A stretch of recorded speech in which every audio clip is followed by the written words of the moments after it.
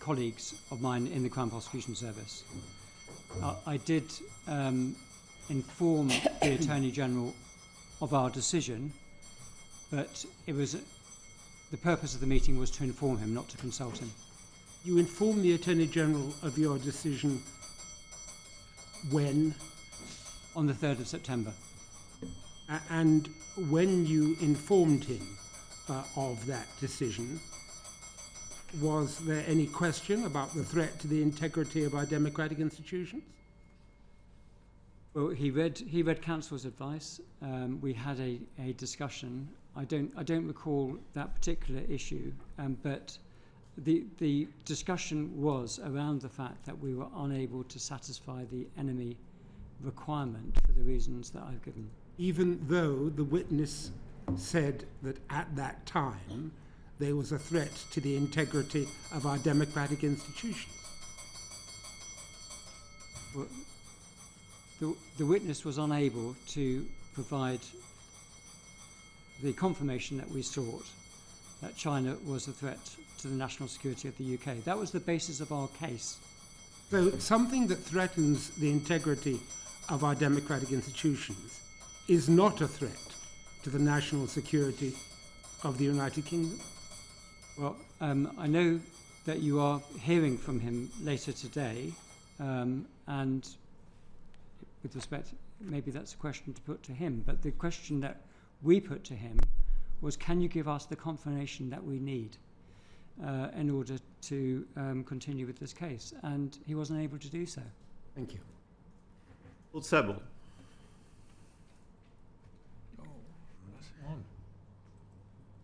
You're on. Thank you. Yeah, sorry. I need to be unmuted from. Apologies for the bells, but we will continue working through. Okay. Okay.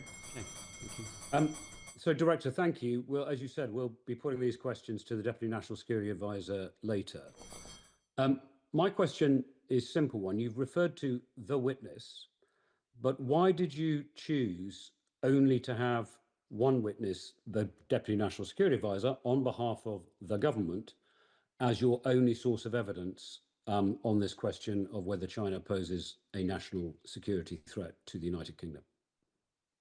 Well, the choice was not made by us. The choice was made by those investigating the case, but he appeared to be the most appropriate person to provide that evidence. As I said earlier, this wasn't personal evidence. He was giving evidence on behalf of the state, and the expectation was that he would draw upon all appropriate sources within government in order to frame his evidence. So he was in effect an expert.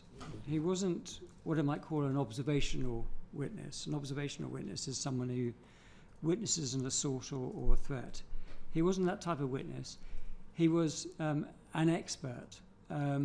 His job involved providing advice to Cabinet on these issues. He seemed to be the best placed person, so we were told, and we were happy to accept that.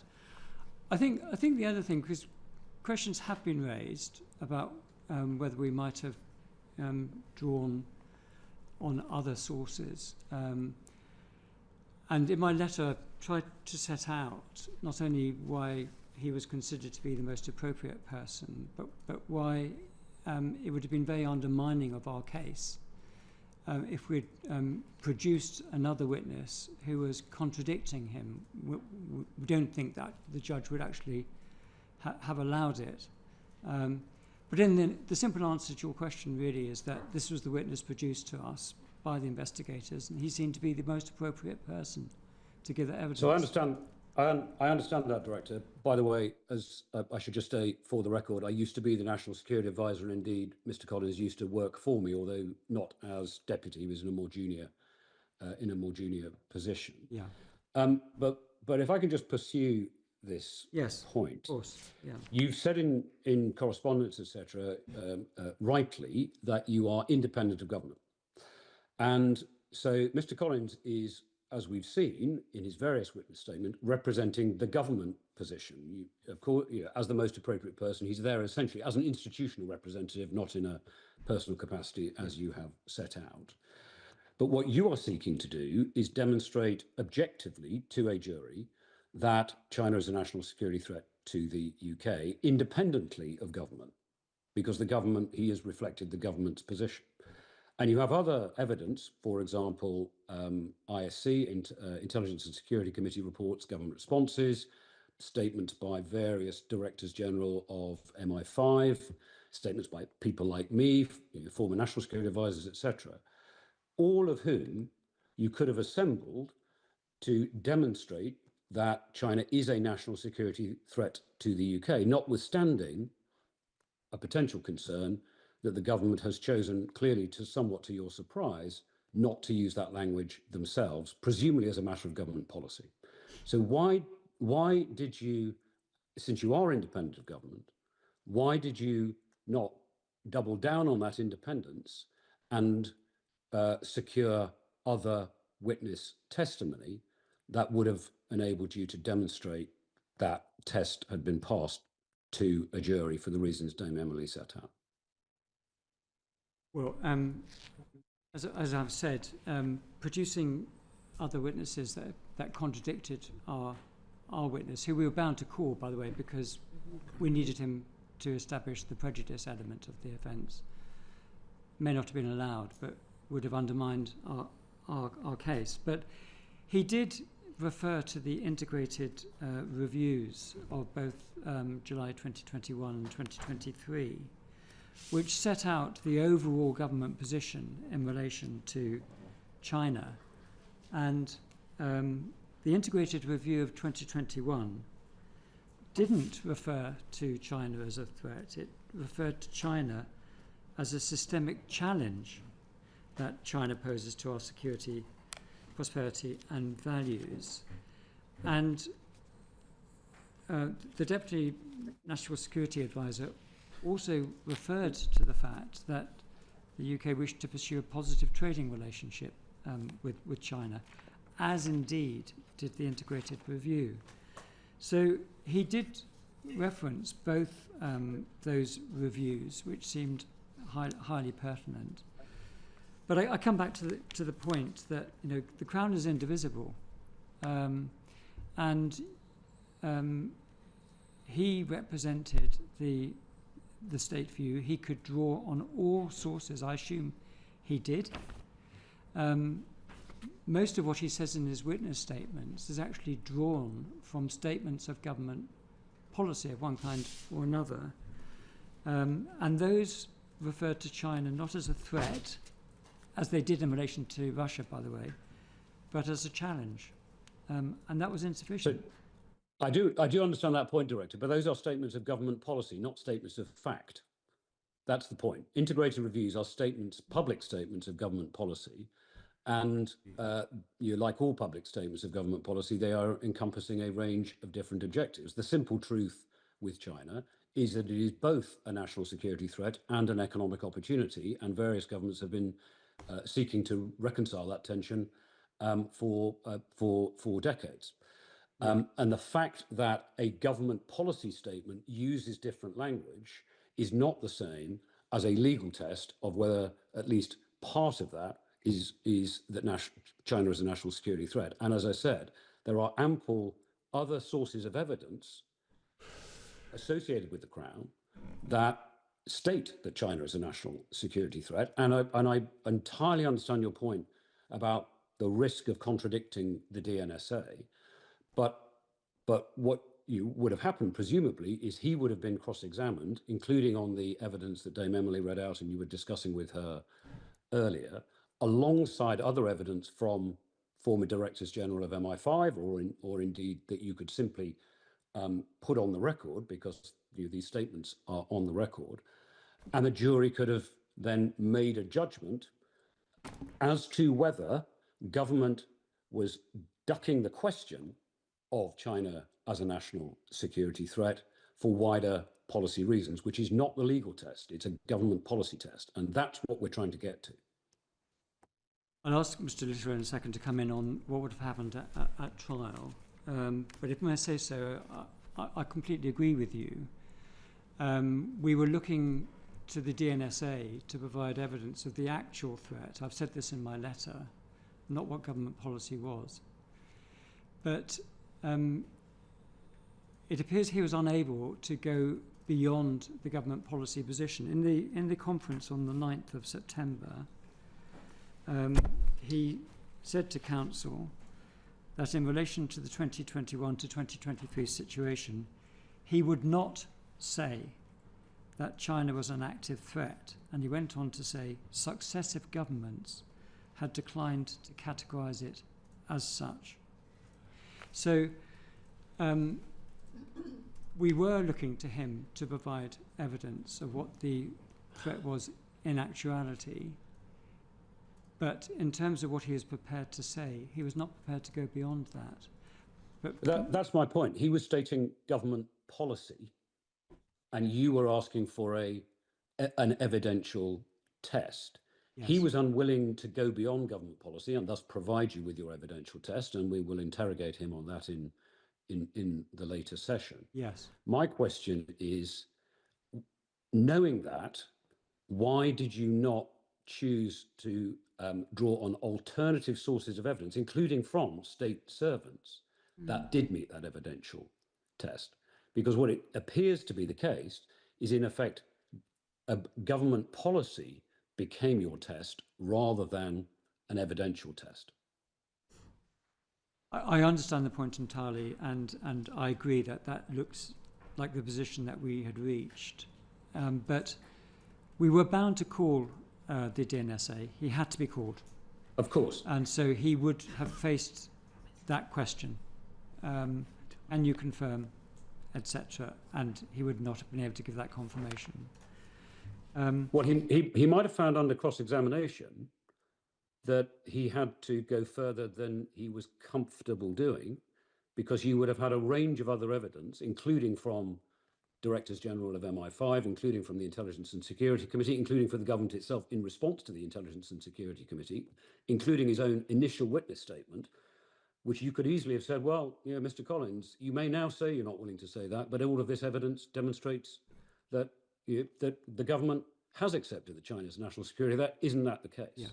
Can I bring in Mr. Little, because he's the expert on what happens in trials? If a criminal trial was an inquisitorial process, yes, but he was my witness, so I couldn't cross-examine my witness about inconsistent statements from his own, from other emanations of the state. That's just not permissible in a criminal trial. Nor, in fact, can I call witnesses to impugn the credibility of my own witness when he is the Deputy National Security Advisor. This is not the position. This is straightforward criminal procedure. This is not the position of two eyewitnesses to something that takes place, and I can say to the jury, you can accept this witness on A and B but not C because they're mistaken about that for the following reasons. We're simply not in that territory, and I'm afraid the principle of indivisibility is a real problem for the prosecution in this case. Were it not so, and I could have put him into the witness box and cross-examined him myself, but that's simply not how a criminal trial works.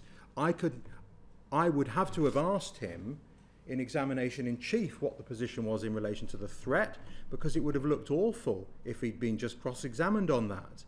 And he would, I am sure, have been consistent with what he told me repeatedly in conference. And he didn't tell me in conference, look, I could say so much more in private, or I could say so much more about the threat, but I can't because I have to just set out what the policy is. So having made the decision to rely on this witness, we could not give him away. He's a witness of truth. I have no reason to doubt him. I am forced to call him, and it is open season for the defence. And my view was that the judge would not in those circumstances have allowed us to call inconsistent evidence from no doubt very eminent and experienced witnesses who would have been able to comment on it. And that is a really important issue which everyone has to understand the realities of a criminal adversarial trial process. I would have to have called this witness first, and that would have been fatal.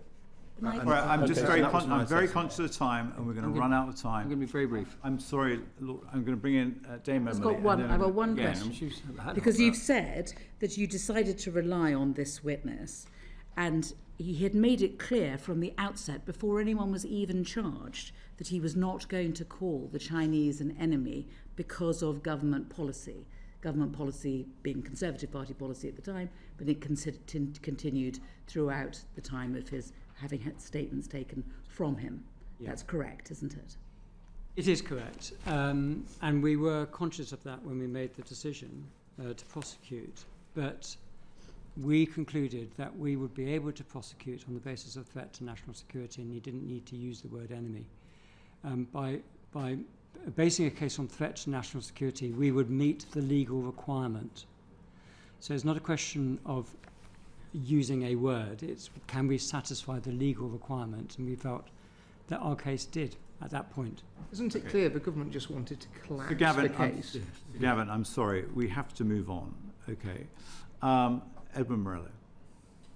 Thank you, Chair. Just quickly so I'm clear on the timeline, you mentioned before that you had met with Mr. Little and the prosecution team and key advisors in the CPS before you made the decision not to proceed with the case. Do you make that decision, or do you make the decision based on the advice of others? Well, the decision was actually made by the head of the special crime team, and then reviewed by others, including by myself. But the decision making took place at a lower point in the organisation, but it was endorsed by me. I mean, in practice, obviously, you know, we prosecute 450,000 cases a year. I see only a tiny number of those. I am cited on the most complex and sensitive cases, and I can intervene. But in practice, you are reliant on the advice of others. Yes, but having said that, at the risk of the Chair's wrath, I must ask the question and allow others to ask the... May I just complete my answer?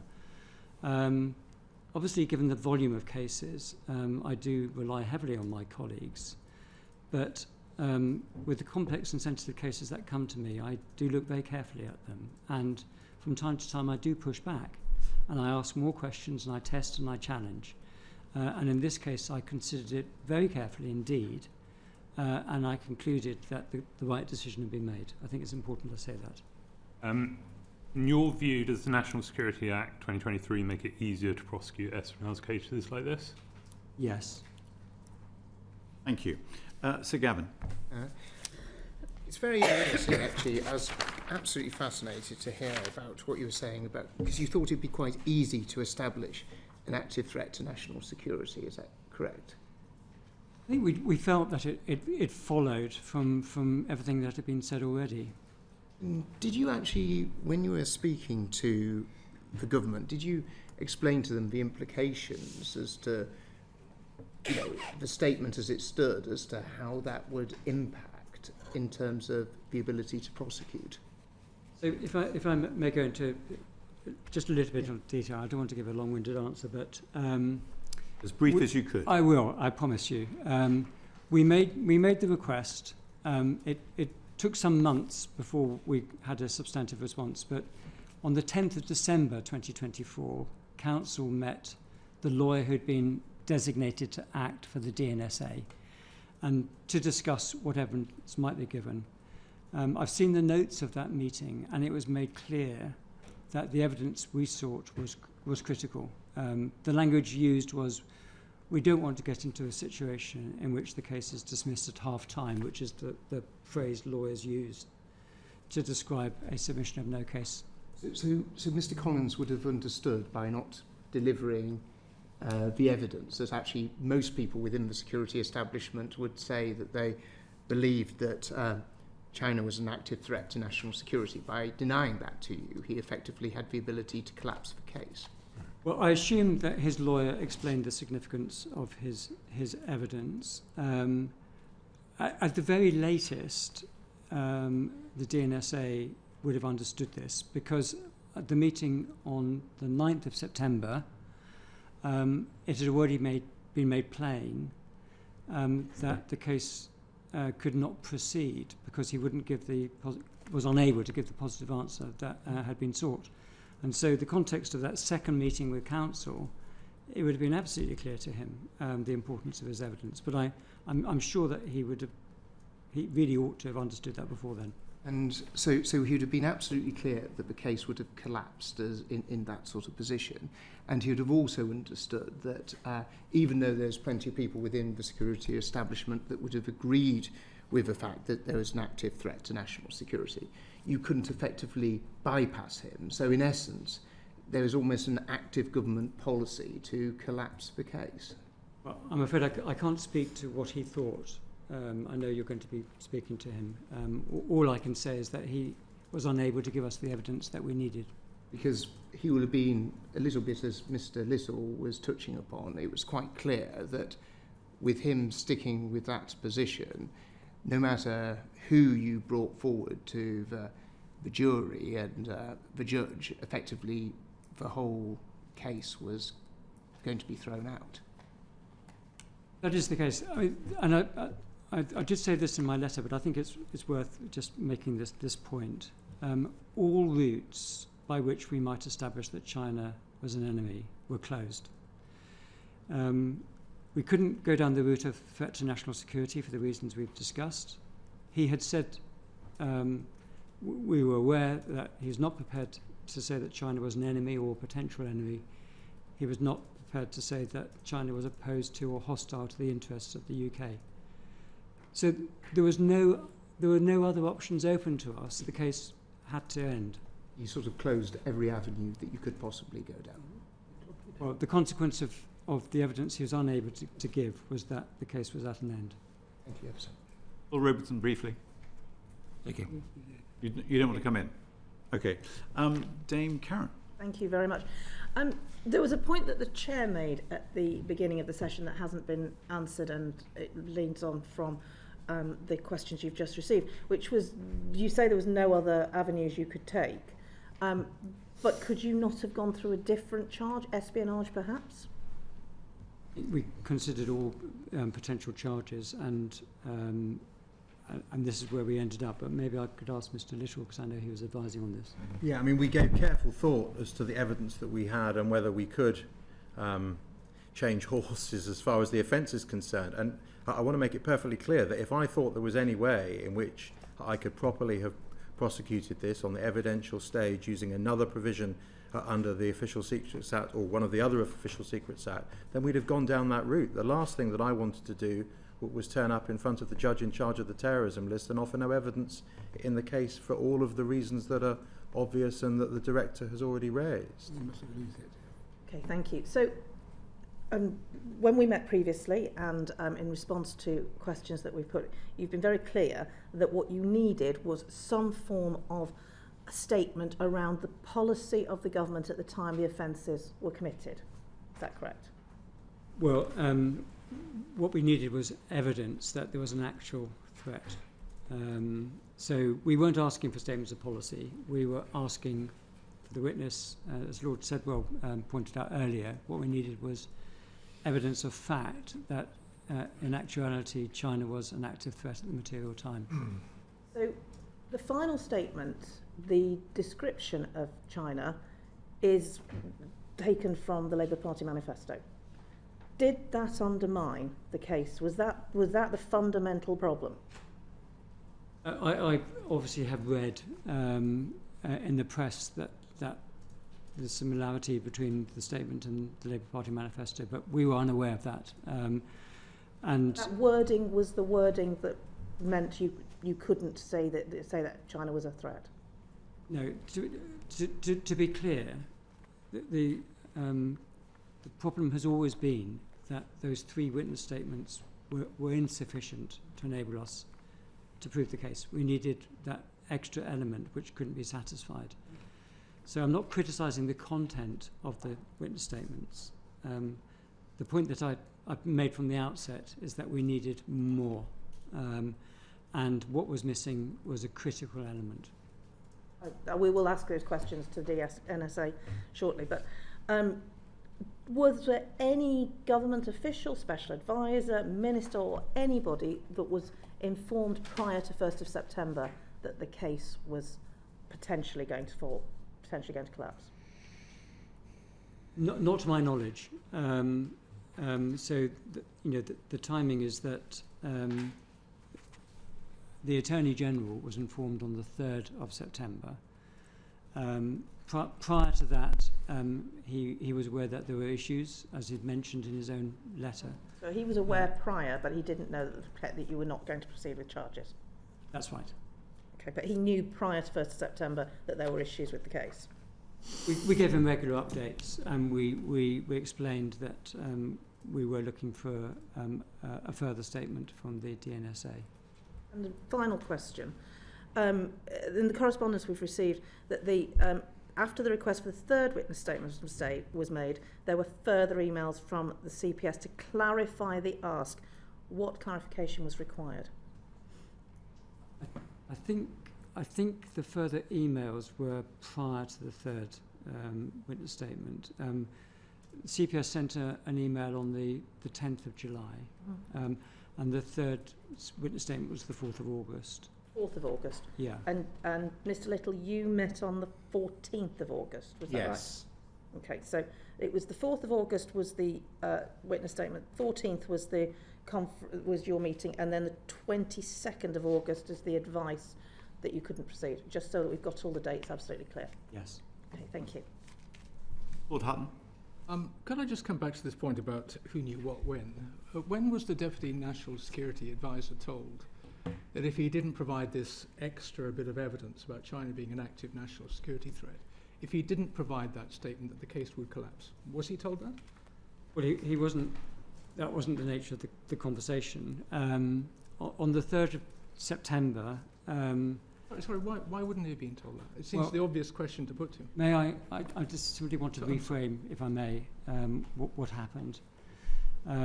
So on the 3rd of September, as I've mentioned, I informed the Attorney General of our decision. Then later that day, I informed the Cabinet Secretary of that decision and explained the reasons for it. Then the DNSA came in at the conclusion of that meeting, and I informed him of our decision. It was clear from the conversation that then developed that he felt he could offer more. He said that the meeting with counsel had been brief. So I reached the conclusion that no further steps should be taken in this case until the DNSA had had a further opportunity to meet with counsel. So that's the way the conversation developed. And I said, no communication, please, to anyone, because an issue has been raised that there may be more to be said. So that happened, and the second conference with counsel took place on the 9th of September. But the DNSA was obviously aware of the context of that meeting, which was that we'd been on the point of offering no evidence. And so he would have understood the reason for the conference and the reason for the question. So effectively, sorry, Mr. Little, did you? Can I just add that in the way you articulate it, I can understand why you do put it in that way, but I would never have expected a witness to effectively almost have a gun put to their head and said, you need to say this, otherwise we're going to drop the case, because you can understand what the inevitable effect and how that would be used if he then said, oh, well, they do, then we would have to have disclosed the terminology used. But your real point is, was he on notice more generally about the impact without there being a threat? I took the view, certainly on the 14th of August, that he understood what he was telling me. It was relatively brief, but actually the issues are pretty narrow that he had to deal with. It's a one-question answer, and he was absolutely clear in the second meeting on the 9th of September, because it had already been raised. And although some of the language used was not identical to the previous meeting, the substance and effect of it was identical as far as my conclusion was concerned. So he certainly knew this case was going to collapse. Well, you'll have to ask him, but I'd be surprised if he didn't. I think I could. Just very briefly on this thing about other charges, could you just explain to the committee why you didn't consider a charge under the Criminal Attempts Act? In respect of which underlying... The espionage activity of these two people, because clearly from the evidence that we've seen, they knew they were spying. They talk about, we're in it now, we're spies now. Why did you not think that they were attempting to breach the Official Secrets Act? Because it looks to me like they were. Well, we'd still have to establish, depending on what route you're taking through the Official Secrets Act, we'd still have to establish with an attempt that there was an enemy underlying it for a Section 1 offence under that legislation. So, sorry, I mean, obviously, I don't want to give I don't want to sort of legal advice on the hoof, I but really don't want to do that. But my understanding of the Criminal Attempts Act is that really, if the two people who were charged thought they were actually contravening the Official Secrets Act, that was enough to bring a criminal attempt prosecution. No, I don't think it's as easy as a yes or no answer to that. It would depend on how that was put, but I can't see how we could have maintained an attempt here to perform what would be impossible if I didn't have any element of them being an enemy. There are sometimes lateral ways in which one can deal with certain inchoate offences in relation to conspiracies and so on and so forth, but There was a conspiracy. But then it looked There like certainly was a they were conspiracy. conspiring together, weren't they? Okay. Well, no, I do think this is rather important. yeah, well, the question is what would Why they didn't you charge him with conspiracy? Why didn't you add that to the indictment? Well, but we would, they would still have had, in this basis, they would still have had to have been an enemy as far as that was concerned. But by the first statement, there were espionage operations which threatened the integrity of our democratic institutions. What more do you need? Well, These men were conspiring to do that. Well, That was the evidence that was contained in the first witness statement. well, the problem that we had, and I'll go back to it again, is the unequivocal position that the witness took in the meeting on the 14th of August. And it's important that people don't shy away from that. I was at close quarters to him. I looked at the witness in the eyes, which is something that I've scarcely ever done, absent a expert such as a pathologist. It just doesn't happen. And it happened because of how important this case was, but the effect of that discussion was, in my view, terminal as far as the charge was concerned, and we did reflect upon alternative offences, but concluded that there wouldn't be a realistic prospect of conviction in relation to them. An espionage case couldn't have been brought because of what the witness said. Yeah, that's the view that we took, yes. Okay. Can I thank both the witnesses for your time today? Sorry for the interruptions with the vote bells and so on. We will now suspend our sitting for the second panel.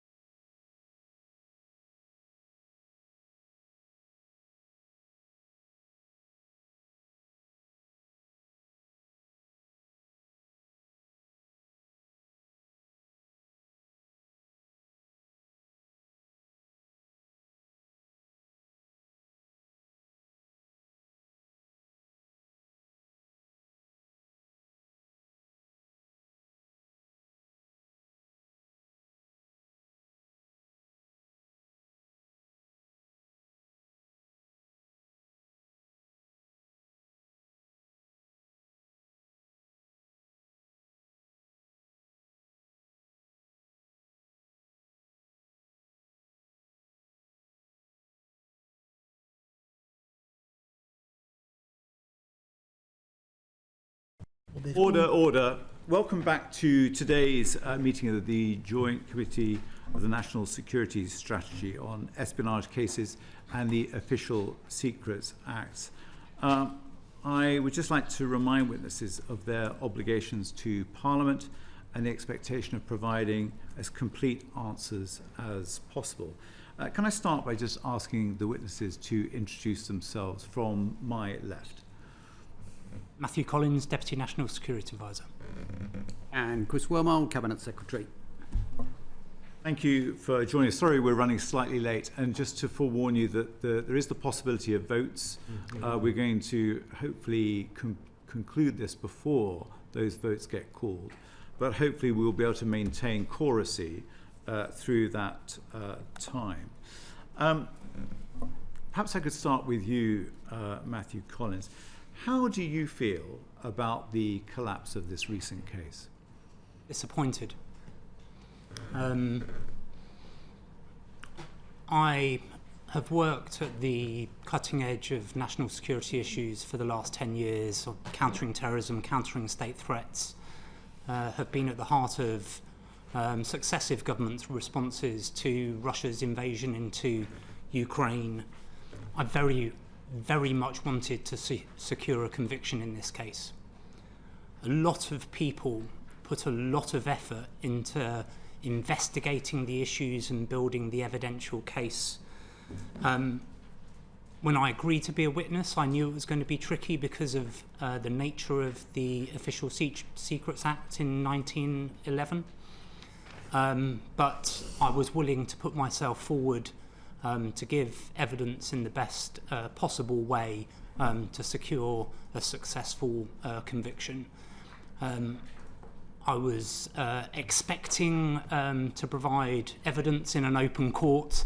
I have to admit I wasn't quite expecting to provide evidence at a select committee hearing, but I'm very happy that I have the opportunity to set out what I would have said. So one thing I just wanted to ask you, we've heard in recent months about the current government's mantra of cooperate, compete and challenge. I'm just keen to know, was that a mantra that was prevailing at the time that this spying was alleged to have taken place? No. Government? Between 21 and 23. So the mantra of the Labour government hadn't necessarily been formulated at that point. I was very clear when I agreed to be a witness that I would do so in line with the government policy of the day. As a civil servant, you would expect no less. Okay. What was the prevailing attitude between 21 and 23? Well, you can see several quotes from both the integrated review that was published in 2021 and also the integrated review refresh that was published in 2023. I can read some of those excerpts if that would be helpful, but I think they stand, they've been published and have set quite clearly the framework of the previous government's policy towards China. Thank you. Baroness Tyler. Thank you, Chair. My questions are mainly for you, Mr. Collins, and really flow from the discussions we've had in the first session. So just to kick off, when you gave your initial witness statement, which I think was back in December 23, the one in which you described China, I think, as an epoch-defining challenge, and also talked about large-scale espionage operations against the UK. Were you aware of the specific offence that the CPS were considering under the Official Secrets Act? At the time of at the time of doing of submitting that first statement. And sorry, if I may just follow on that. And were the specific evidential thresholds for this particular offence explained to you? So a couple of things. So you've quoted the integrated review refresh, which I put into my witness statement to demonstrate what government policy was at that time. I had conversations with my own team, Cabinet Office lawyers and external counsel in the formulation of the first witness statement. We were clear about the OSA 1911 provisions that would be required, and the witness statement was put together specifically to try to ensure that at that point we could support a successful charging decision. Right, and sorry, just to clarify for my benefit, were the CPS involved in those discussions you've just talked about? Not at that point, no. Discussions happened with counter-terrorism police, with my team, and with my legal team at that point. I also... Should I continue? Yes. If we could try and continue, if you're able to stagger your timings to vote. Should I wait for the bell to finish, or should I... If you're able to persevere, that would be great. I was just going to say that discussions with those sets of people, with counter-terrorism police, with my legal team, my own team, and then I consulted with the Cabinet Office PUS, the National Security Advisor at the time, and then cited the then PM on the witness statement.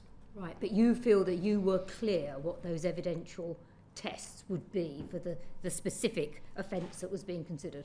I understood that we were using an archaic piece of legislation. One of the reasons that I was asked to provide evidence, both in this case and the Rousseff case, was to help fulfil the thresholds, the evidential thresholds, which would enable us to secure a successful prosecution. Okay, thanks. I'm just going to press on. I'm sorry, I know it's a bit tricky. If we could turn now to your second and third witness statements, can I ask you why you did not explicitly state that China's activities constituted a national security threat? Just what did you feel prevented you from making that statement? So in all of my statements, what I was trying to do was to demonstrate the range of ways China poses threats to our national security. In the first witness statement, I set out the range of espionage threat. In the second and third statements, I set out the cyber threats, the economic security threats, and the threats to our democratic institutions. What I didn't do was to define or label China as a threat in a generic term. But what I did try to do was to demonstrate the full range that they were posing, a range of national security threats to the United Kingdom. Okay, so if I just to help the committee on this point, because it is absolutely critical, was it basically that your decision not to say to describe China as a national security threat was a sort of a judgment call that you came to at the end of setting out all the things you mentioned in the statement? Was it your final sort of judgment call? As I mentioned in my response to the chair, when I started this process, I was always clear that I would need to be in line with government policy at the time. I've quoted extensively the range of government policy documents at the time. In the government at that time did not go so far as to label China a threat in the generic sense. It did say in a range of ways that there are threats that we need to protect ourselves from. I know that is a very fine distinction, but what I tried to do was evidence in all three of my witness statements the range of threats that China poses to our national security. So in the way that you actually worded your statements, you were explicitly taking account of what government policy was in relation to China? As you would expect of a civil servant. Right. So could I just follow a couple of follow-up questions then? Is what did the CPS precisely ask you for when it was requesting the two further statements? What specifically did they ask you to provide in those two further witness statements? So they were asking me to provide evidence of national security threats as it became clearer, and particularly towards August and then into September of 2025, it was clear that they were looking for a precise formulation of words. And Matthew, sorry, just to come in, was that they were asking for a view, or were they asking for a statement of fact? So they were asking for my evidence as Deputy National Security Advisor. Asking for your judgment? Sorry? They're asking for your judgment? They were asking for my view as Deputy National Security Advisor, providing evidence in this case. I was clear from 2023 that what I would provide in order to support a successful prosecution would be in line with government policy at the time. I also tried to demonstrate, as you've seen in my witness statements, a range of ways that China poses threats to our national security. Ernest Tyler. Okay, just to pursue this point a little bit further, I just need to ask you this. Were you ever asked by anyone to ensure that your evidence did not establish that China was either an enemy or a threat to national security at the time of the offences? So no one pushed you to say the things you said in the way you said them? So, just quite clear, and hopefully my letter set this out. There were a number of people who were involved in the formulation of my first witness statement.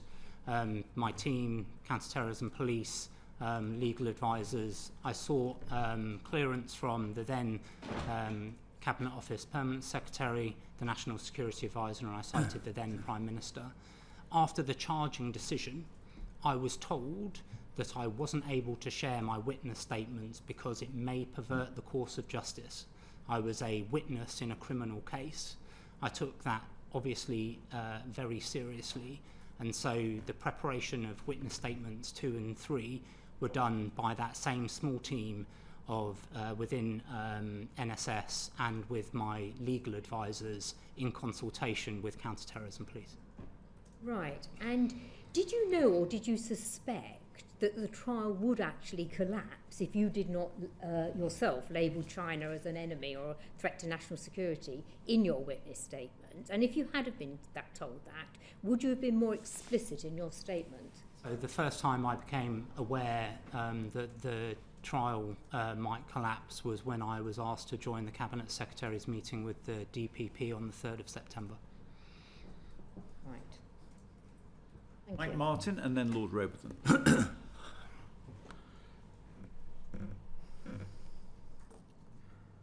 Yeah, thank you, Chair. Mr. Collins, if I may, the questions will be to you. So you've been very clear that at the beginning of the process, you were only able to give evidence on the basis of government policy. Would you say it's fair to say that that was your evidence? Your evidence was what the government policy was? So I was able to draw from a range of sources. I was able to draw from the evidential bundle that operational partners had pulled together. But in describing that through my witness statements, I was clear in the formulation of that in the autumn of 23 that as a civil servant, I would be able to give evidence only in line with government policy at the time. Okay, thank you very much. And in your view, I mean, you've got this great perspective because you've straddled both governments. With respect to China, and particularly this idea of whether or not China is a precise wording, an active threat to national security, would you say there's any difference between the policies of the Labour and previous Conservative governments? I wouldn't say there are huge differences, no. I think there are differences in points of emphasis. There are definitely differences in the language that is used. Could you give me some specifics, please? Sorry? Could you give me some specifics of those differences? Well, I would say that the Labour government at the moment has been quite clearly wanting to ensure that it engages with China, However, the previous Conservative government also wanted to engage with China. A former Foreign Secretary travelled to Beijing for a series of meetings, and the Prime Minister met Prime Minister Li, I believe, in 22, although my memory might be failing me on the specific date of that meeting. But there are degrees of emphasis different, but I wouldn't say there's a huge amount of difference.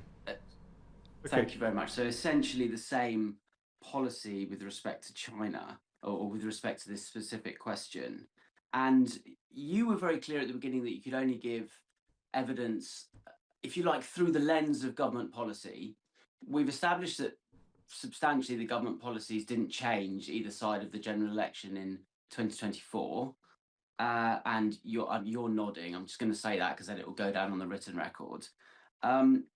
Now, we've just had the Director of Public Prosecution in front of us, and he was very clear that the CPS needs statements of facts. They don't actually care what government policy is. They need statements of facts. So the fact that you were clear at the very beginning that you'd only give evidence through the lens of government policy, do you think actually that the CPS made a mistake in calling you as the star witness? Because you could never actually give a wholly factual account of whether China was an active national security threat, because you could only give that evidence through the lens of government policy, which the CPS was not interested in. Could I butt in at this point? Because I watched the previous hearing. I don't think the DPP at any point said he didn't care what government policy was. I don't think he used that phrase. No, you're right, he didn't. But he did say we were only interested in what the facts were. So, Mr. Collins, if I could put the question to you, do you think that the CPS made an error in calling you as a witness to give facts about whether China was a national security threat? Because you was very clear from the beginning, you've told us that you could only give evidence through the lens of government policy, which didn't really materially change between the Conservative and Labour governments. So I don't think it was incorrect to ask me to be a witness, given the position that I hold, what I see through the intelligence picture, what I see through the security brief, and the fact that I'd have advised successive governments on those threats. I can say very clearly what I was able to say. And what I was able to say is that China poses a range of threats to our national security. I was able to say that these include espionage threats, cyber threats, threats to our democratic institutions, threats to our economic security. I would be able to say that these threats are very real and persistent, and that operational partners are dealing with them on a daily basis. I also, incidentally, articulated all of that in my witness statements. All of those examples are in my witness statements.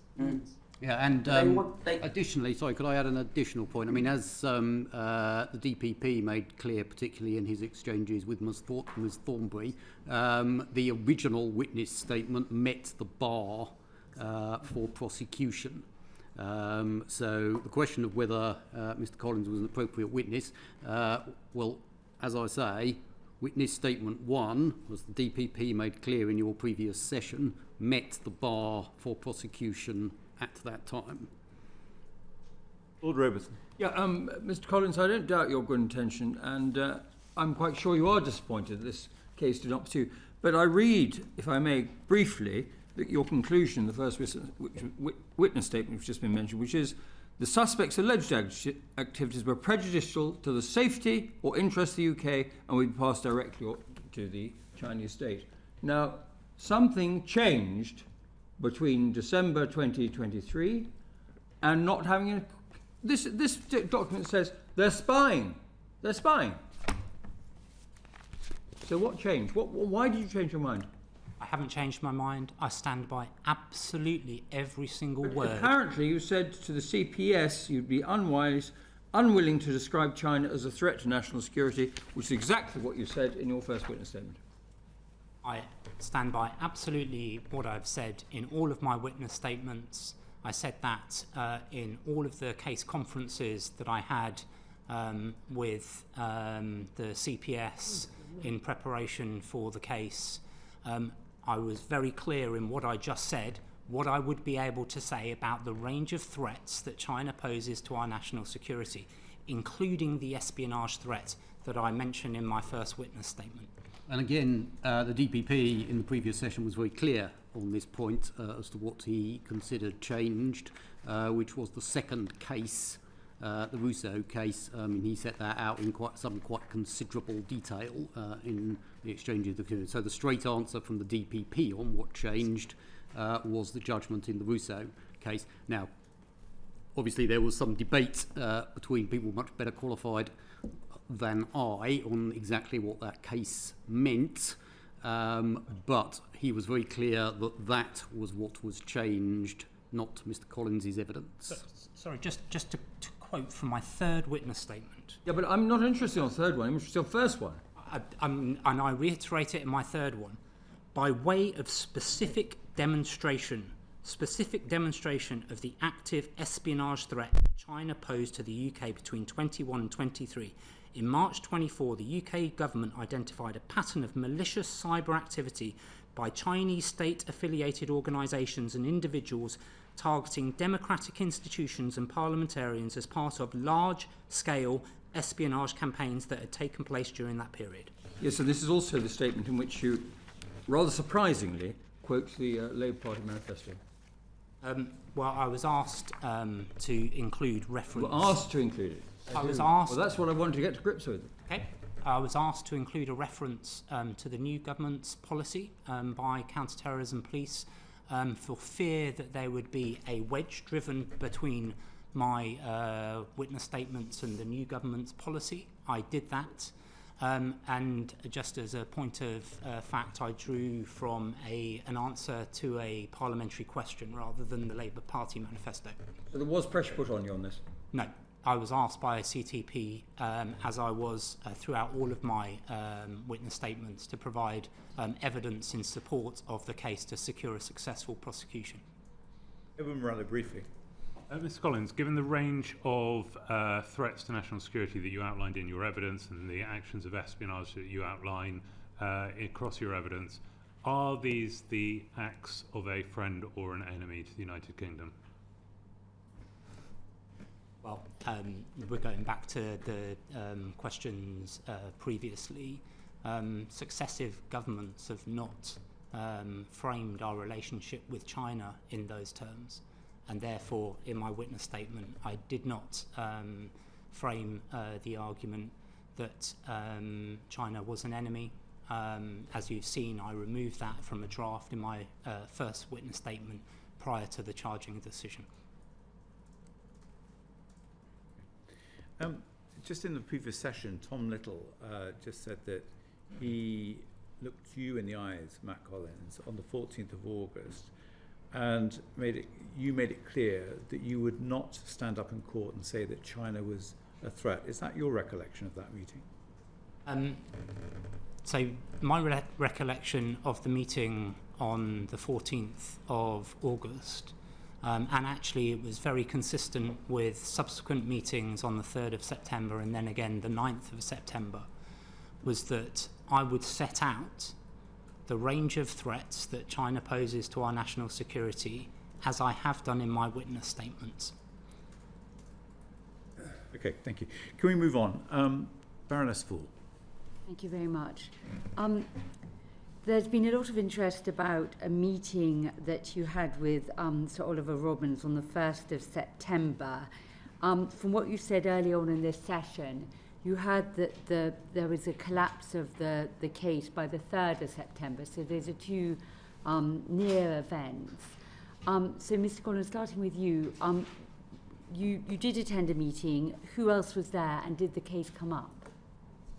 So the meeting on the 1st of September with Sir Oliver Robbins involved a range of different civil servants and operational partners. It was to discuss a range of China issues, including the handling of this case. There were at least 4 lawyers in the room. who ensured that there was no discussion about the evidence that was going forward in the case.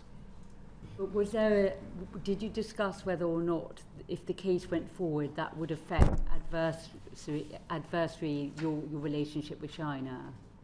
It discussed a range of different scenarios and how we would handle them. So you did have a discussion about whether or not, if the case did go forward, it might have an impact on your relationship with China? So, as I say, it discussed a range of different scenarios and what we would do to ensure that we managed our diplomatic relations, not just with China, but with other partners as well. And 2 days later, the case collapsed. You were told that the case had collapsed. So, the Cabinet Secretary was informed that the DPP would not take the case forward. I was asked to join that meeting at the end to explain to me why. So you didn't know at the time that the case was going to collapse. Did you talk about whether or not to describe China as an enemy was something that you needed to say to make the case work? No, as I say, there was no discussion about the substance of the evidence in that meeting. So Chris, were you at the meeting? I was. And who else was at the meeting? Was the National Security Advisor there as well? The National Security Advisor, yes, was there. The meeting was exactly as Mr. Collins described. It was to discuss different scenarios and how they would be handled. It was not to discuss the evidence in the case. As Mr. Collins has described, and we've also described in our written evidence, lawyers were present to ensure that the discussion stayed where it was supposed to be, which was how would we handle different scenarios in our relationship to China. As a number of people around this table will and on screen will know, holding meetings within government that discusses different scenarios and what the government's response would be to different things happening is completely common, both within the national security world and within other types of policy. At the time of that meeting, were you aware of the fact that the case needed some stronger language in order to... No, we didn't discuss the nature of the case at all. It was exactly as I've described. It was about handling. I knew that the DPP's intention, and I use the word deliberately, was to present no evidence at the meeting on the 3rd of September that the DPP described, though as he's described in his both his written evidence and in the evidence that he gave you, he did not confirm that decision until the 9th of September. I mean, also in his evidence, as you heard, the internal decisions within the DPP as he within the CPS as he described it were prior to the meeting on the 1st of September from his evidence to this committee. So Chris, can I just have clarity on the fact that there was no sense that the scenarios which you just said that you did go through in that meeting of adverse impact on the relationship with China had the case gone forward did not impact the decision 2 days later for the case not to go ahead? No, and the Crown Prosecution Service was not present at the meeting, and the all communications with the DPP and the CPS about ongoing cases are handled within very strict guidelines by the Attorney General's office. I know you're talking to the Attorney General tomorrow, and I'm sure he will go into considerably more detail about exactly what can be discussed in what circumstances, but it's all set out in the AG's letter, and those rules were all followed. Thank you. And just one more question, Mr. Collins, back to you, just so we have absolute clarity on this for the committee. You did not change your wording around the enemy, the description of enemy after the meeting on the 1st of September, before you heard that the case was not going ahead on the 3rd? Definitely not. The language about enemy, as I articulated in my response back to the committee was taken out of my first witness statement before it was submitted in December 2023 to be in line with government policy at the time. Yeah, and sorry, just on that, I mean, just as a point of fact, all 3 witness statements by Mr. Collins were submitted well before the meeting on 1st of September, and there was no witness statement after the 1st of September. Okay, and Mr. Collins, when did you have the conversation with the counter-terrorist police who asked you to add that line, that clarifying line about the government policy on China of the day as opposed to the previous government? So it came in during the various different back and forths that we had when I was asked to provide the second and third witness statements. I reinserted it in the third witness statements because my legal team suggested that we needed to be as consistent as we possibly could be in all 3 witness statements. Thank you very much. What happened? Matthew, can I just go back to something you said earlier? And by the way, I want to thank you for what you do to preserve national security in our country. You said you were disappointed by the dropping of the case, but you couldn't have been surprised that this was going to be the outcome, could you? So I was a bit surprised, actually. I always knew it was going to be a challenge. When we discussed it with my team and with operational partners way back in 23, it was always going to be a more of a challenge in this case than the other case that I gave a witness statement to. That's because of the nature of the actor and the nature of the incidents in question. But throughout the period from the submission of that first witness statement until I was informed that the intention was to drop the case, I was trying to ensure that we could support a successful prosecution. And so I was somewhat surprised when I was told on the 3rd of September that the intention was to drop the case. But you do identify a whole range of threats that Chinese espionage poses to the security of the UK. No one's disputing that, and we're thankful that you pointed all that out.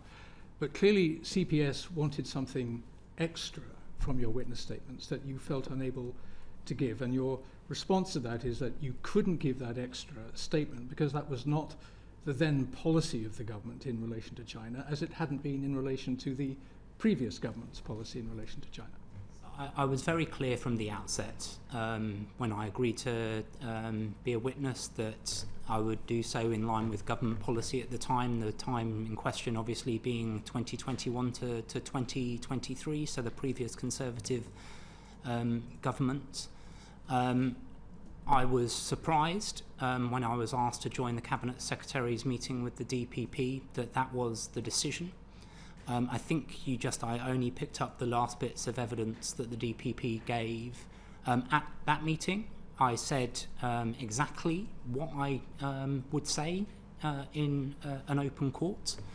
That obviously gave him pause because he asked for another meeting with Council on the 9th of September where I again repeated very much the same refrain that I have given to you today about what I would be able to say. So Matthew, are you saying to us that you were prepared, if you had taken the witness stand in this case, to have said something more directly relevant to what CPS were looking for, i.e. China did pose a threat to the national security of the UK? So what I said I would be able to say is that China poses a series of threats to UK's national security.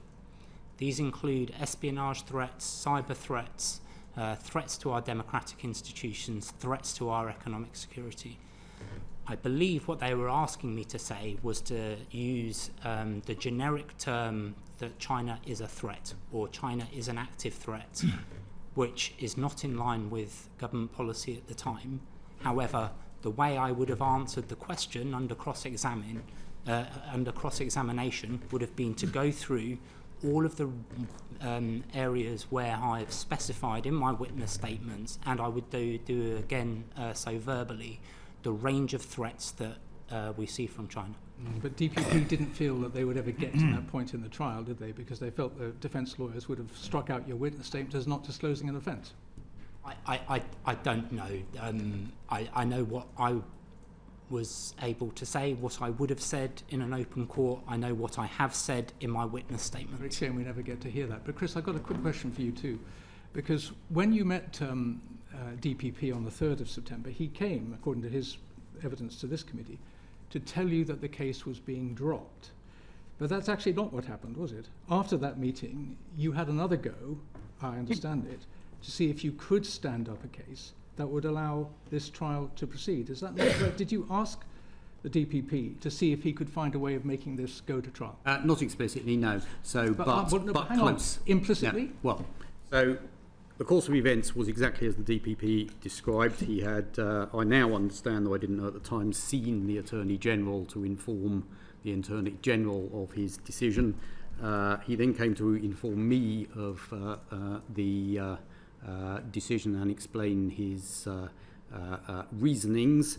I asked that Mr. Collins join the meeting, and the DPP explained his reasoning to Mr. Collins. Mr. Collins raised a number of questions about the statements that the DPP had made, and the DPP agreed that there should be, I can't quite remember what exact words the DPP used in his in the hearing, but he covered this. He agreed to one more loop, which led to the meeting on the 9th of September. Did you ask for that further? No, I didn't. No, we didn't ask for the Mr. Collins, and he might describe what he said. Raised a series of questions, and the DPP volunteered to look into those questions, which is what led to the meeting on the 9th of September, and then his subsequent confirmation that he was going to fulfil his intention not to present evidence. This was your last gasp attempt to try and keep this case going, was it? As I've described, I was somewhat surprised on the 3rd of September to be asked to join the meeting where, and it was obvious when I joined that the decision had been made. I set out as plainly as I could in response to the DPP what I would say in an open court, which is to say that China poses a range of threats to our national security and highlight in detail the ways in which they do. He then, as the Cabinet Secretary has described, suggested that there was another loop just to make sure that there was no further scope to take this forward. I want to bring in Andy Slaughter, and then we're going to have to move on. It's just, thank you, Chair. It's just a codicil to Lord Hutton's question. Your surprise was because the range of threats that you very cogently explained, you thought was sufficient for the purposes, and had you given evidence that you would have come up to proof, but you wouldn't have gone beyond that. At the same time, the CPS is asking for more information, more statements. Did that not make you think that there was more that you needed to say? Not that you necessarily would have done, but you would have come to that conclusion, because it does rather look, from that point of view, more cock-up than conspiracy, if I can put it that way, but it also seems to be one of the great misunderstandings of national security. So every time a request came in for more information, myself, the team working with operational partners did our best to service that request. I was advised throughout by external counsel, and I discussed several times with my legal team whether we felt we had given enough. It was his advice that he thought we had. You might want to ask him. He probably still thinks we have. Yeah, if I can add to your question, I mean, obviously, so I am not an expert in this case in the way that Mr. Collins is. I wasn't involved up until the events we're discussing here. But on the 3rd of September, the new information I received from the DPP was the importance of the Rousseau case, as discussed with Ms. Thornbury. And I say I'm not a lawyer and I'm not an expert in the case, but I left that meeting with the clear impression that that was what had changed.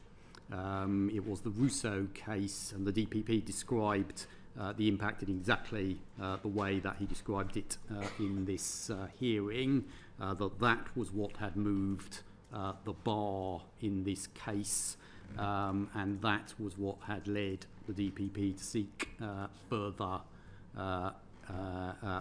evidence on top of that, which had led to the original charging decisions. I say, I can only speak for myself, but that was the new information. That was what I thought the new information that had been delivered to me that explained the change was. I don't know if that was the same for you, Matt. Very briefly. Yeah. Mr. Collins, you are an experienced and long-serving, dedicated public servant who has been at the heart of our nation's security for a good many years now. Is it your view, as a matter of fact, that China's espionage operations in this country threaten the integrity of our democratic institutions? Yes. Is that expression of fact something that ran through all three statements that you gave in this case? Yes. Then it is hardly a wonder that you are surprised that this prosecution was dropped. Thank you. Mike Martin. Mike? Thank you, Chair. I'm muted. Am I muted? No, we can hear you. No, apologies. Thank you, Chair. So if I may to both of you, perhaps to Sir Chris first, just a couple of just clarifications of fact, please. So the current NSA is a SPAD. He's a special advisor, a political appointee. Does that in any way affect his, the nature of his engagement in handling the legal side of national security? I mean, does it compare differently to previous national security advisors? For instance, Sir Mark Sedwell, who sits on this committee, or Lord Sedwell now. In some small regards, yes. So Mr. Powell fully complies with the Special Advisor Code. He does not play a role in line management. So unlike when Lord Sedwell was National Security Advisor, Matt Collins reports in line management terms direct to me, not to the National Security Advisor. And there are also limits on what executive decisions the National Security Advisor can take in line with the Special Advisor Code, and those specific decisions are either taken by me or by one of the Deputy National Security Advisors. There is no restriction, obviously, on the advice that the National Security Advisor can give to the government, which can obviously come from a Special Advisor or a civil servant. In this particular case, the relevance is because we were discussing matters that happened before Mr. Powell was National Security Advisor. He would have no role in the evidence, regardless of whether he was a Special Advisor or a minister or a civil servant, because he was not in government at the time that the offences occurred. Thank you. And that's quite interesting there. So Mr. Collins reports to you as the Cabinet Secretary because he's unable to report to his Special Advisor, the National Security Advisor. But I understood from your previous comments, Sir Chris, that you came quite late to this issue. It sort of came across your desk perhaps in early September. Is that correct? Do you think you should have been across it earlier than that? In detail, yes. So I knew the case was going on. I knew that Mr. Collins was the witness. I knew that Mr. Collins was providing witness statements, but of course I was not in government. Well, I was in government, but I was not in Cabinet Office or my current role between 21 and 2023. I was in the Department of Health.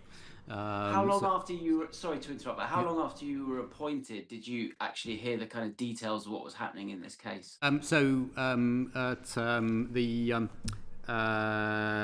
The case in detail, not until September. I knew the case existed. That is not a surprise. As I say, I was not in Cabinet Office or a national security role between 21 and 23, and I would have no reason to know the details. As Mr. Collins set out earlier in this hearing, he was under very strict instructions as to who he could share information with on a need-to-know basis, well, actually beyond the need-to-know basis, and I had no need to know. Okay, thank you very much. And then just to both of you, just probably a very short answer can handle this. Perhaps Mr. Collins first. Just for clarity, did Jonathan Powell seek to provide any views or influencing decisions at any point in this case? No. I informed Jonathan that the case existed. I informed him that I would be a witness in that case when he took up post. I didn't discuss any further details about the case with him after that. Okay. And thank you, Mr. Collins. And so Chris, is that your understanding as well? Sorry, yes. You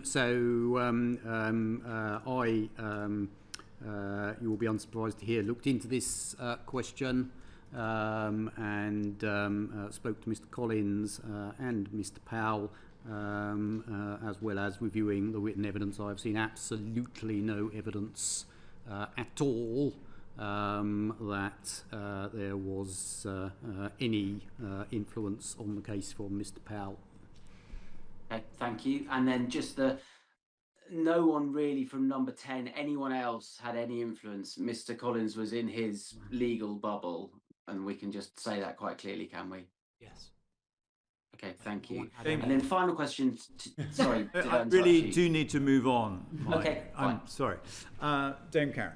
Thank you very much.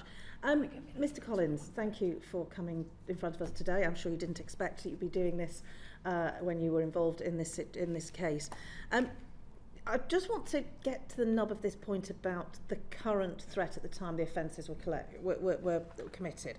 So, when you were putting together your original witness statements, would you have referred to your line manager at that time, the National Security Advisor?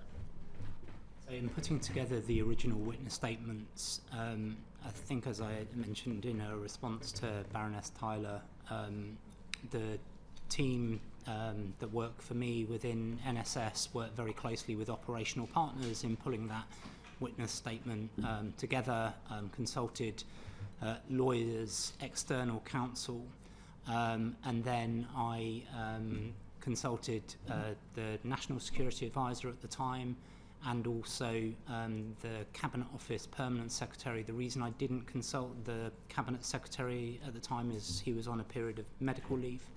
I then cited the Prime Minister on the first witness statement.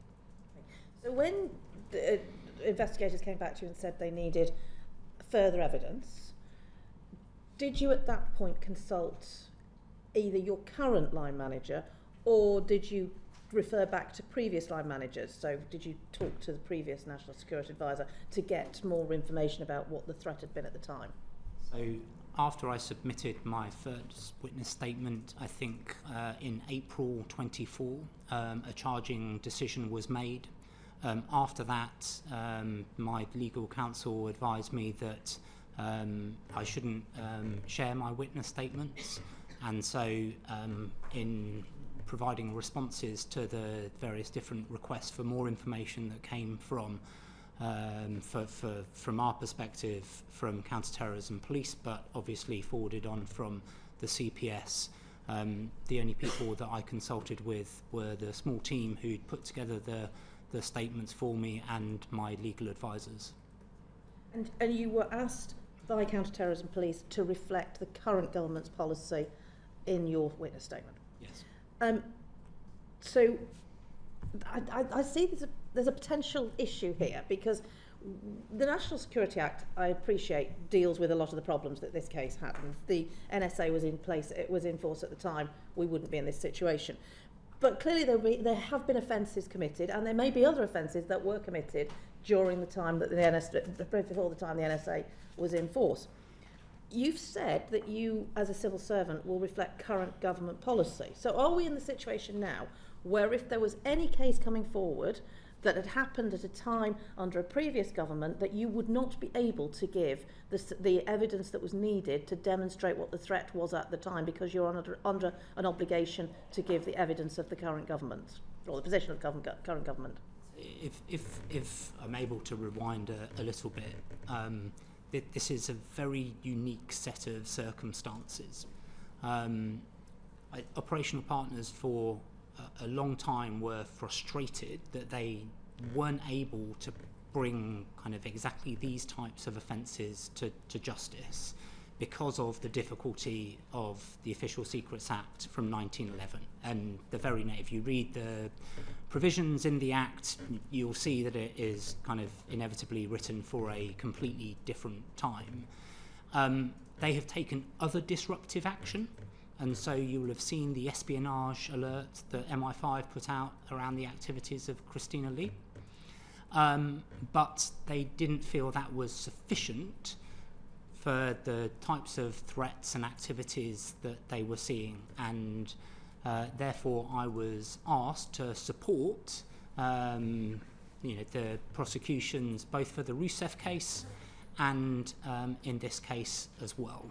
I took that on. I understood that would be a challenge in both cases, actually. I was prepared to give evidence in an open court under the Rousseff case as well. I was very thankful that I didn't need to, but I was fully prepared to do so in this case, noting from the outset that it was always going to be a challenge.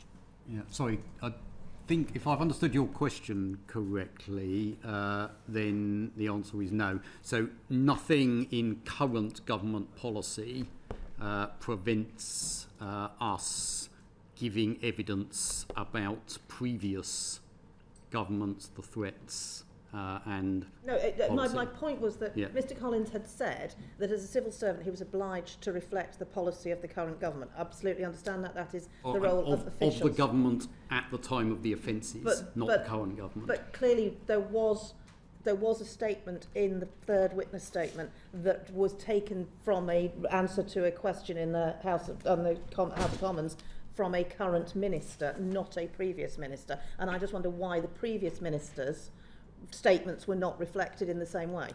I was asked by Counter-Terrorism Police to include language from the current government in my witness statement because I believe they were concerned about the defence trying to demonstrate that there was a difference in policy position, and so we were trying to basically negate that line of attack. So that's where I get confused, because if that's the case, then it means you can never reflect the policy of the government at the time of the offences, because you are using as a matter for the defence the current government's policy, and that's where I get the contradiction comes. So, as I understood it, my evidence, all of my evidence related to the activity at the time between 21 and 23 in delivering that, those witness statements.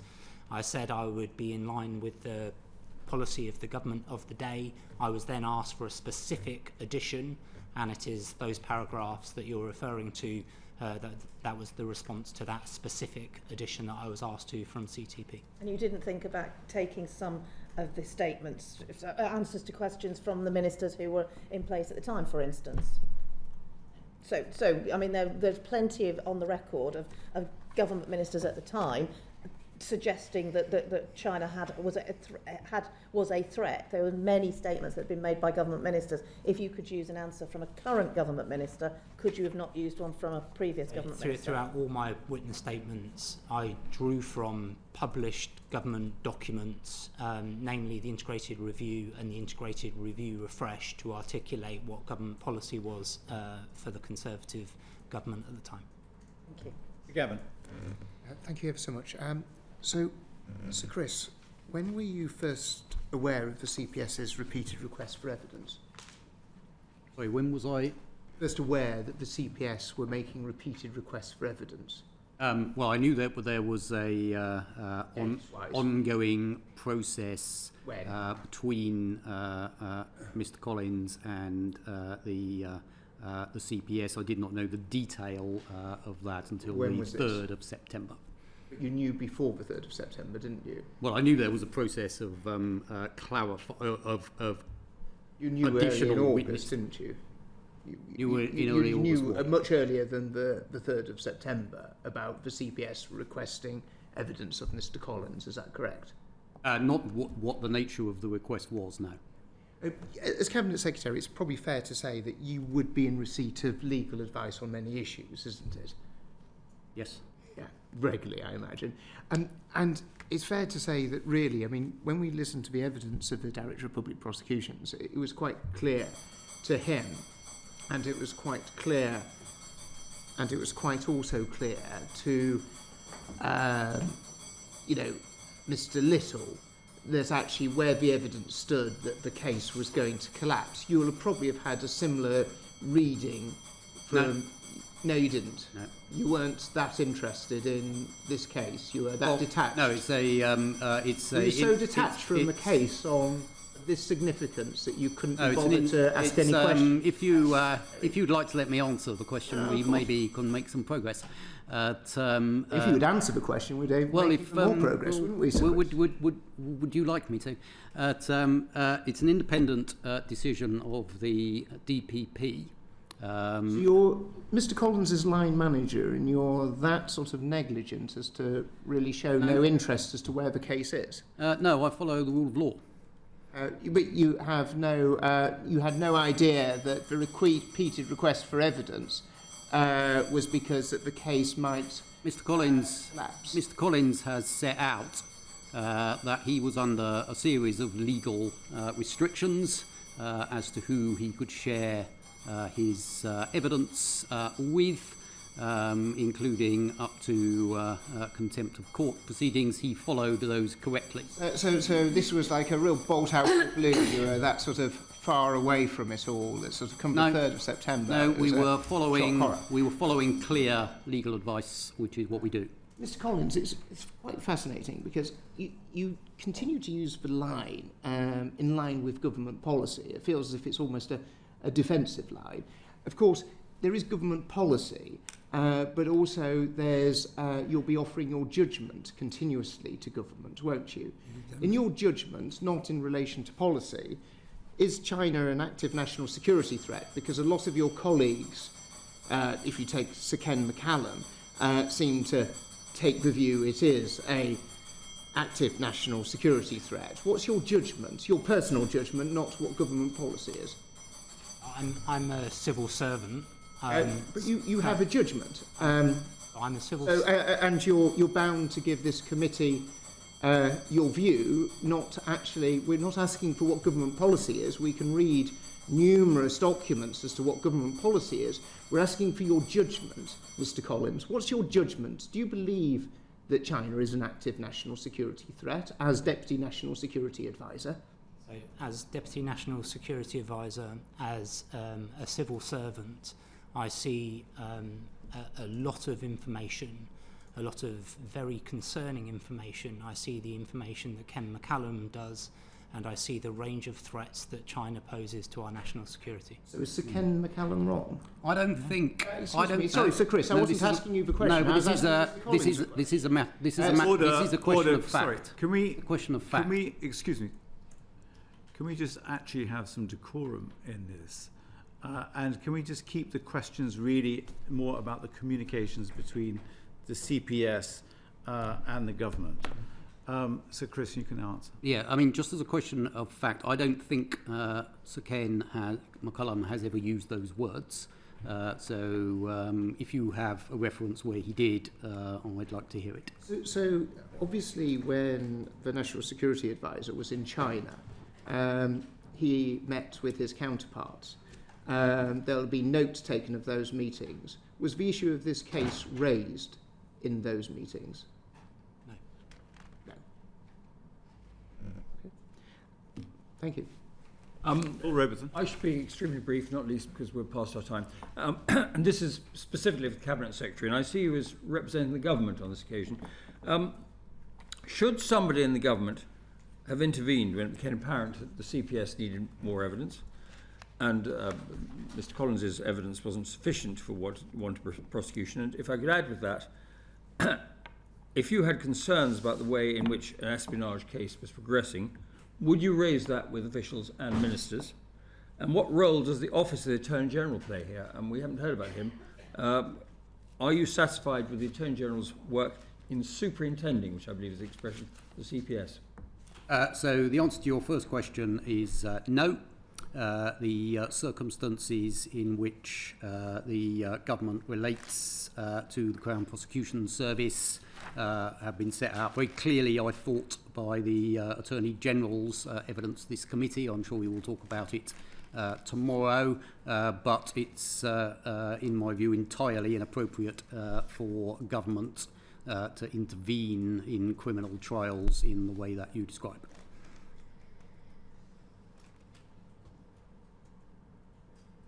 Lord Sedgwick.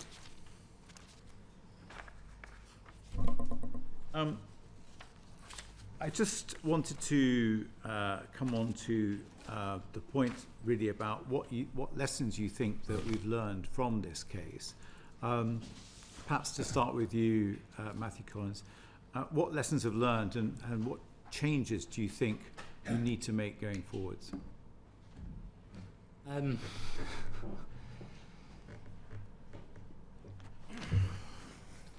The second question is easier than the first. The second question is obvious. The answer to the second question is obviously the National Security Act, which, if it had been in place, I think, as Dame Karen Bradley suggested, we wouldn't be having this conversation. In terms of the lessons, I think a more open discussion directly with CPS earlier would have been helpful. Personally, I was quite clear from the outset of what I would be able to do and would be able to say. I've been consistent, and my team will tell me annoyingly consistent throughout, from autumn 23 until this day. But there was obviously a kind of not miscommunication, but a place where what I was able to say wasn't at the level that the CPS required. And so if we would have been able to have more conversation earlier, I think that may have been the lesson learned. Chris? Yeah, I'd agree with all of that. In particular, around the 1911 Act, it's clearly deeply unsatisfactory that an Act written for a completely different age is not really appropriate for the 21st century, and that therefore the most important lesson was the passing of the new Act. There's a risk that our judicial system could be seen by others, particularly China, in the light of what's happened, as being open to influence. So, Chris? I haven't seen any evidence that our judicial system has in any way been influenced. I think... Sorry? There's a prospect of it. I would say no, for the reasons set out. That we have a very specific set of circumstances around how the wording of a very out-of-date Act of Parliament were used in this particular trial, a problem that Parliament has resolved by the passage of the new Act. So in terms of other governments, whether it's China or anyone else, actions going forward, I would assume they would understand that Parliament has changed the law and that the bar for prosecution in these sorts of cases is now very different from that under the 1911 Act. Remember, you want to come in briefly? Thank you.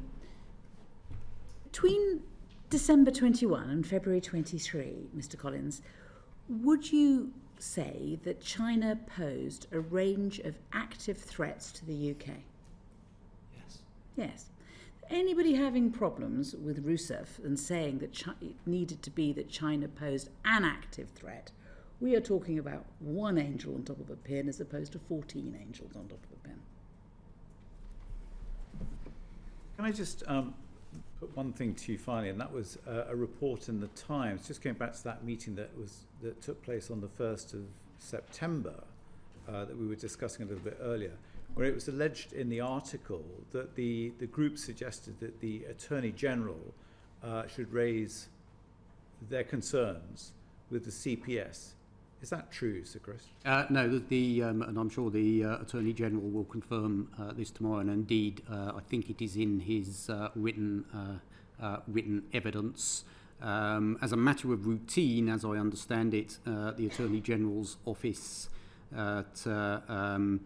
monitors with the CPS the course of important and controversial trials, but they have confirmed they raise no issues of public interest or anything else with the CPS, but I'm sure the Attorney General will confirm that when you speak to him tomorrow. Okay. Can I thank you both for your time this afternoon? It's much appreciated. I appreciate it's run over as well. That concludes our second panel of this session and of the inquiry. Thank you again.